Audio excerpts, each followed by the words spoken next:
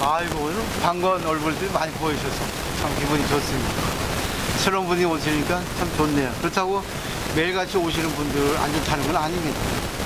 매일같이 오시는 분들 덕분에 또 새로운 분들이 오시니까 좋은 거고, 또 새로운 분들이 오시니까 또 매일같이 오시는 분들의 공부가 또 빛나는 것 같습니다. 그러니까 말 하나에 걸리시면 안 될 것 같아요. 뭐 저도 자주 말 걸립니다. 그렇지만 걸리는 그 순간에 깨달음이 왔다. 참 좋은 얘기예요. 2월 달은 부처님 열반일이 있습니다. 2월 15일이죠. 그리고 오늘은 대보름이고 또 스님들이 선방 스님들이 해제하는 날입니다. 그러니까 해제하는 날은 결국 지금까지 공부했던 거를 자기가 나가서 밖에서 실천하라 하는 그런 뜻이 있어요. 그러니까 끝나는 게 아니라 이제 시작인 거죠. 이제 활용, 복습, 예습, 실천하라 그런 뜻입니다. 그렇기 때문에 오늘이 참 중요한 날이에요. 그리고 오늘 또 대보름이라 정월 아주 둥근 달이 뜨지 않습니까? 결국은 우리 마음을 둥그렇게 해서 해라 그거죠. 행복해지고 싶어서 절에 오신 거예요. 누구나 행복해지고 싶지 않은 사람 없습니다. 근데 행복해지고 싶다면 단 하나의 조건이 있어야 돼요. 많이 고민하고 많이 괴로워야지만이 행복해질 수 있습니다. 다 아시다시피 지금 매화나무, 매화꽃이 지금 활짝 피고 있을 지금 시기예요. 얼마나 아름답고 얼마나 향기가 좋고 또 매화 열매, 매실은 또 얼마나 또 우리에게 많은 도움을 줍니까? 근데 매화나무일수록 추운 나라에 있는 매화가 향기도 좋고 또 열매도 더 양해가 많다고 합니다. 결국 매화나무에 하나지 않고 우리 인간도 마찬가지로 많이 힘들었던 사람일수록 그 사람이 행복해질 수 있는 조건이 갖춰지고 있다는 거죠. 근데 중요한 거는 법이 없으면 안 돼요. 법을 알아야 됩니다. 불교의 말 중에 생사일려라고 하는 말이 있어요. 생사일려라고 하는 거는 삶과 죽음이 하나라는 겁니다. 근데 우리는 태어나는 거는 좋고 죽는 건 싫다 그렇죠. 부처님이 돌아가셨어요. 부처님이 우리들에게 돌아가시면서 남겨주신 가르침이 뭐겠습니까? 너네들도 죽어 그럽니다. 준비해 죽음을. 그 말 아니겠어요? 근데 죽기 위해서 태어난 건 아니에요. 근데 단지 어떻게 죽어야 되는 거죠. 어떻게 죽어야 된다는 거는 태어나서 죽을 때까지 어떻게 살아야 된다는 의미입니다. 생이 있고 태어남이 있고 죽음이 있어서 우리 생명이 있는 겁니다. 그 생명의 가치, 삶의 보람이라는 거는 어떻게 살아야 된다는 거죠. 그게 중요한 과제입니다. 행복을 우리가 찾기 위해서는 어떻게 살아야 되냐. 결국은 살아가면서 좋은 일도 많고 나쁜 일도 많고 슬픈 일도 많고 괴로운 일도 많습니다. 근데 그 하나가 빠지면 인생의 기쁨, 인생의 행복은 없어요.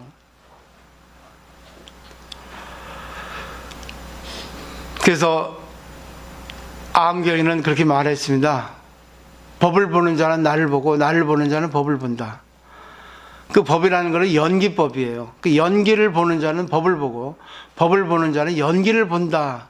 부처를 본다. 이렇게 설명드릴 수 있어요. 결국 연기라는 것은 나하고 인연 맺은 사람들입니다. 가장 가까운 부모, 내 부부, 자식, 부모, 그분들, 그리고 또 직장 동료, 그리고 나랑 가장 가까이 인연을 맺고 있는 사람들이 전부 연기예요. 그리고 뭐 옷깃만 스쳐도 자생의 인연이라 하듯이 그 연기를 볼 수 있어야 됩니다. 근데 우리들은 자기에게 맞는 것만 좋아하고 자기가 안 맞으면 싫어해요. 공부 안 하는 사람도 그래요. 물론 그것도 좋아요. 근데 싫어하고 힘들어하고 불평불만할수록 그때가 깨닫는 찬스라는 겁니다. 불평불만으로 끝나는 게 아니라 불평불만을 하고 괴로워하는 사람은 자기가 뭔가를 얻고 싶어서 그렇게 발악을 하는 겁니다. 마치 매화가 추운 겨울을 갖다가 지내야만이 되듯이 우리 인생도 그런 것이 없으면 안 돼요. 유명한 사람들일수록 전부 힘든 경험을 했습니다. 요즘에 미스터 트롯이라는 게 참 인기인데 보세요. 아주 잔인한 프로그램입니다. 근데 그 사람들은 자기가 상처를 받음에도 불구하고 자기 창조를 위해서, 자기 개발을 위해서, 자기를 드러내기 위해서 나와서 열심히 노래합니다. 그러면 심사위원이 그분에 대해서 평을 해요. 이것이 안 좋고 저것이 좋고.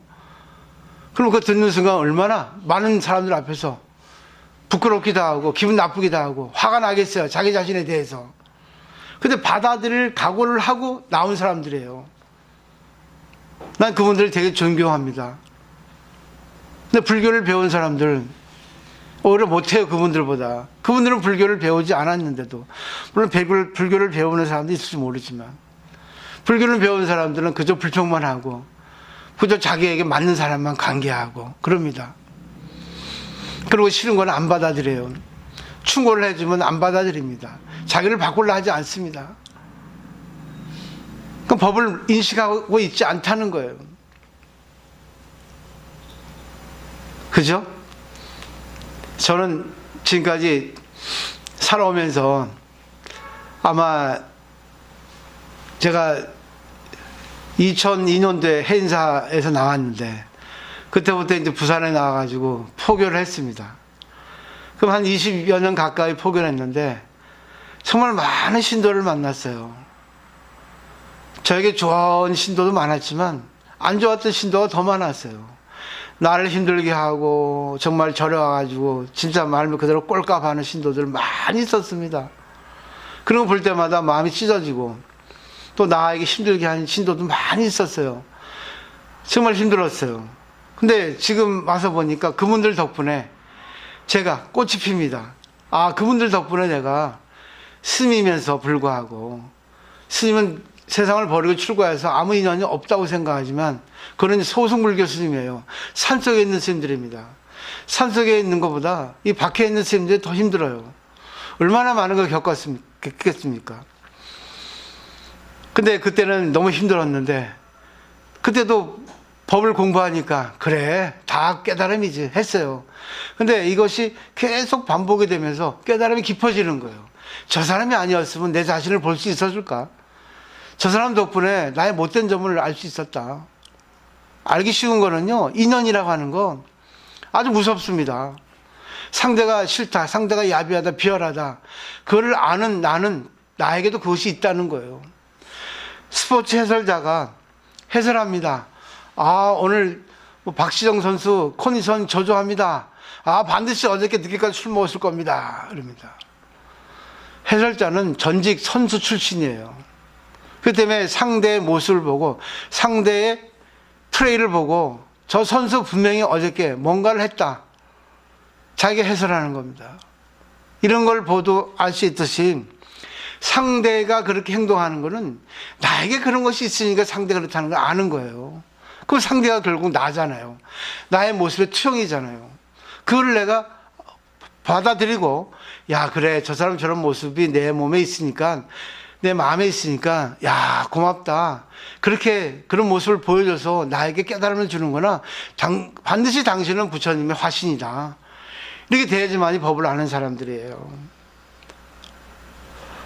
법화경 법사품에는 그런 구절이 있습니다. 나는 중생을 연민히 생각하기 때문에 이 세상에 태어났다. 부처님의 말씀이에요. 근데 부처님의 말씀은 우리들에게 너도 마찬가지야. 너하고 나하고는 둘이 아니기 때문에 넌 나의 자식이잖아. 결국 근본은 똑같다고 생각해야 됩니다. 너랑 나는 똑같다는 거. 근본 뿌리는 똑같다고 생각해야 돼요. 그러면 나도 이 중생들을 불쌍히 여기기 때문에 일부러 태어난 거예요. 그리고 유독 불쌍히 여기는 우리 와이프, 우리 남편을 불쌍하기 때문에 내가 부부의 연을 맺어준 겁니다. 부부 생활 해보세요. 남편의 안 좋은 점, 아내의 안 좋은 점 많이 보입니다. 좋은 점보다는. 좋은 점은 괜찮아요. 좋으니까. 걸림 없고 내 마음에 뭐 끄달림이 없으니까. 나쁜 거, 안 좋은 거, 단점들은 이상하게 나한테 와 닿습니다. 근데 그 순간, 깨달음이 오는 순간이에요. 그걸 얘기한다고 상대가 바뀝니까? 업인데. 하루아침에 이렇게 싸우는 게 아닙니다. 남편한테 얘기했다고, 아내한테 얘기했다고 바뀌어져요? 안 바뀌어집니다. 그 사람 생활 방식이기 때문에. 어느 분이 공부를 했는데 남편이 너무 그 구두쇠 라고 해가지고 여보 좀 돈 좀 쓰세요 했대요. 왜 그래 지금 내일을 위해서 지금 저축하고 있는 건데 조금만 기다려 내가 목표 달성할 때까지 좀 기다려 하더래요. 아니 그때 죽으면 어떻게 하려고 좀 쓰자 뭐 이것도 사고 저것도 사고 맛있는 것도 먹고 아이 진짜. 그러니까 남편이 그것이 불만이 돼가지고 늘 남편만 보면 쫌생이 남편 이렇게 화가 난다는 거죠. 근데 어느 날 절에 와서 기도하고 공부하는 그 순간에 깨달음이 왔다는 거죠. 내가 불평불만을 하고 있다는 거는 결국 나의 성장을 위해서 하는 거죠. 상대를 보는 게 불평불만이고 안 좋은 거지만 결국 내 마음속에 있는 불성이 내 마음속에 있는 구도심이 보리심이 싹 트는 겁니다. 순간이에요. 인간은 완전하지 없습니다. 완전할 수가 없어요. 인간은 죽기 때문에 완전을 갖다가 기할 수가 없습니다. 완전을 기하는 사람이 있어 더 실수를 많이 합니다. 그리고 남에게 안 좋은 모습으로 비춰집니다. 완벽한 사람일수록 더 사람에게 인기가 없어요. 왜? 너무나 허세를 부리니까. 너무나 이쁜 짓만 하려 하니까. 자기도 모르게 그 모습이 비춰진단 말입니다. 자기는 몰라요. 근데 남에게 비춰지거든요. 아이고 또 저 가식적인 말투, 가식적인 행동 봐봐. 아이고 또 나에게 잘해준다고? 야, 네 모습이나 잘 봐. 이럴 수 있거든요. 오히려 인간적인 모습은 그냥 있는 그대로 보여주는 거예요. 좋은 거 나쁜 거. 괜찮아요. 그런 거 보여주면서 자기가 법을 공부하는 그 가운데 자기를 보는 거예요. 과연 이래서 내가 괜찮을까? 이게 바로 법을 아는 사람들의 마음가짐이라는 거예요. 근데 그 부인이 깨달음이 온 거예요. 남편을 보고 있는 그 모습이 바로 내 모습이다. 내가 남편을 이해를 못하고 내가 남편을 이해할 수 있는 인격이 갖춰지지 않았기 때문에 남편에 대해서 항상 쪼잔한 남편, 쫌생이 남편 그러는데 남편의 저 모습은 자신의 모습을 자신의 생명을 살리고 있는 거 아닌가. 근데 깨닫는 그 순간에 남편이 달라지는 게 아닙니다. 여기서 오해하시면 안 돼요. 상대는 달라지지 않습니다. 내가 깨달아도. 내가 아무리 깨닫고 상대에게 아무리 뭐 하고 어떻게 해도 어떤 인연 관계를 맺어도 상대는 달라지지 않아요. 근데 중요한 거는 내가 상대를 보는 눈이 달라집니다. 우리 남편 저렇게도 열심히 하는구나. 고마워. 그리고 자기는 남편에게 저촉되지 않고 자기 인생을 살면 되는 거예요. 남편과 관계를 이루면서. 남편을 바꾸려고 하지 않고 자기를 바꾸는 겁니다. 이게 바로 부처님의 깨달음의 연기법이에요. 다른 거 없어요. 괴로움을 겪지 않으면, 내가 힘들지 않으면, 내가 화가 나지 않으면, 근데 그 화가 깨달았다 해서 없어지는 건 아니에요. 어제 어느 보살님이 물어보더라고요. 화날 때 어떻게 하냐고. 화내세요. 근데 상대에게 직접 화를 내면 안 됩니다. 상대에게 화를 내도 되는데 상대는 못 받거든. 그럼 상대하고 나하고 멀어지게 돼 있어요. 상대가 마음의 상처를 받기 때문에. 그러니까 자기가 혼자 화를 내는가 아니면 자기가 믿을 수 있는 사람에게 화를 내는 건 괜찮아. 깨달았다 해서 화 안 내는 거 아니에요. 근데 이 화가 오래가지 않습니다. 왜? 생사기 때문에. 옅어져요. 생주임이라는 가르침이 있거든요. 화가 났다가 잠시 화가 누그러졌다가 화가 변했다가 그게 뭐예요? 화가 없어지는 거예요. 이걸 알면은 모든 건 지나가게 돼 있거든요. 근데 다만 공부를 한 사람은 빨리 지나가요, 그게. 깨닫지 못한 사람은 한 달 내내 가는데 깨달은 사람은 5분도 지나갈 수 있고 바로 그 순간 그래 뭐 제 업인데. 그리고 또 있잖아, 진짜 깨달은 사람은 보살행을 합니다. 저 사람 불쌍하니까 좀 내가 그 장윤정처럼 저 트로트 가수에게 뭔가 좀 알려줘야지. 이거 알려주면 저 사람이 그거를 의지해서 저 사람의 단점을 고쳐서 노래를 잘할 수 있겠다. 이런 자비심이 있거든요. 보살은. 당신 이러면 안 돼. 나는 이해할 수 있는데 이렇게 살면은 남에게 폐를 줄 수 있어. 상대하고 조화를 이룰 수 있게 하기 위해서는 당신이 이거 좀 고치는 게 좋을 것 같아. 얘기를 해줘야 되거든요. 얘기해준 사람이 없단 말입니다. 얘기해주는 사람은 부처님 대신이야. 남편이 아내에게 얘기 못하는 거 내가 대신하는 거예요. 그걸 잘 아셔야 돼요. 신도가 많다고 중요한 게 아닙니다. 신도가 많지 않아도 법을 얼마나 알고 있는 신도가 있냐, 그게 더 중요하다고요. 어느 절에서 스님이 당신 이거 고쳐, 저 사람 저렇게 하세요. 누가 그럽니까? 누가 그래요? 자세하게 가르쳐 줍니다. 누가 그러겠습니까? 싫어하는데 신도는. 나니까 하지. 근데 하고 난 뒤에 나는 아파요. 괜히 얘기했다. 받을 수 있을까? 나도 그걸 갖다가 아픔으로써, 그래, 상대를 위해서 얘기해 준 건데 아파도 참자. 이게 보살이다. 그래서 살아가는 거예요. 이 법을 내가 찾아가는 겁니다. 불교의 섭심이란 말이 있어요. 이건 선 얘기인데 마음을 섭소하는 거예요. 모든 걸 다 받아들이는 거예요.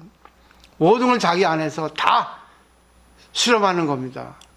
그러면서 자기가 걸릴 건 걸리고, 자기가 뭐 버릴 건 버리고, 자기가 또 그걸 쓸 건 쓰고, 그렇게 나중에 정리하는 겁니다. 그게 참선이에요.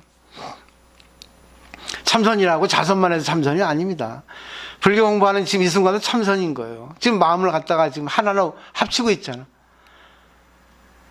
부부관계, 대인관계에 있어서 어느 것이 옳고 그르고 그것이 중요한 게 아닙니다. 공부를 한 사람은 내가 먼저 상대를 이해할 수 있을 때, 상대의 그 안 좋은 모습을 보고 내가 충격을 받았지만, 마음이 아프지만, 그래, 상대 입장 보면 저 사람도 나하고 인연됐으니까 지금 내 앞에서 저렇게 하겠지. 이해할 수 있었을 때, 내가 손을 내밀 수 있었을 때, 그때 깨달음이 오는 거예요. 또 중요한 거는 내가 이해할 수 있는 사람이 있고, 내가 이해해서는 안 되고 내가 지적할 사람도 있습니다. 상대에 따라. 다 일률적으로 다 똑같이 법이 정해진 건 아니에요. 그래서 법은 살아있는 겁니다.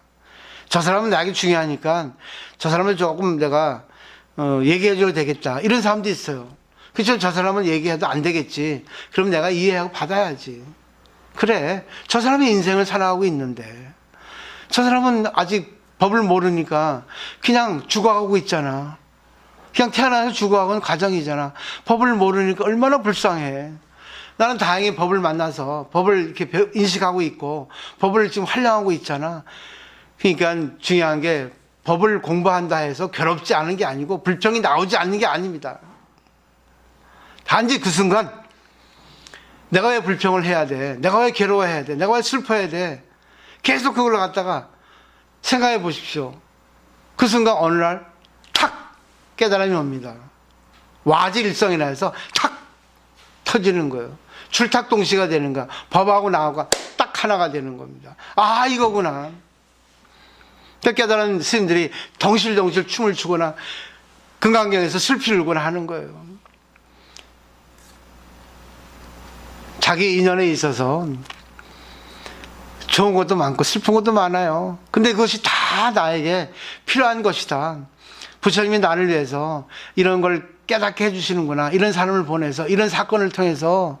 그럴 때 매화가 꽃이 피고 우리에게 향기로운 내음을 주듯이, 그리고 매화 꽃을 틔워서 매화 차를 마시듯이, 그리고 좀 지나가면 매화 열매를 또 담아서 매실 줄을 먹고, 또 매실을 담아서 장아찌를 만들고, 또 약으로 쓰듯이 얼마나 매화나무가 좋아요. 추운 겨울이 없으면, 나에게 고통이 없으면 그 사람은 성공한 인생이 아니에요. 근데 그때 법이 있어야 된다는 거죠. 유명한 스티브 잡스도 얼마나 많은 역경이 있었습니까? 역경이 없는 사람은 없었어요.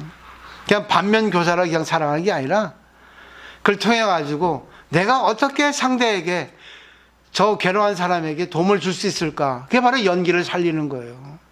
이까지 가야 되는데 과연 불교 신도에 있어서, 신들에 있어서 얼마나 중생들에게 멘토가 될 수 있고 그 사람을 갖다가 인도할 수 있겠어요. 그 사람이 깨달을 수 있을 때까지. 그게 바로 보살이라 하는 겁니다. 어려운 게 아니에요. 지금까지 공부한 걸 전부 이렇게 농축시켜서 여러분에게 알기 쉽게 전해드리는 겁니다. 쉽게 말씀드리니까, 또 맨날 한 얘기 또 하면 되네. 진리는 일상에 있습니다. 내 마음에서 벗어나지 않아요. 내 마음을 어떻게 바꾸는가. 상대를 바꾸는 게 아니라 내 마음을 어떻게 바꿔서 어떻게 사물을 보는가. 그게 깨달음이라고요.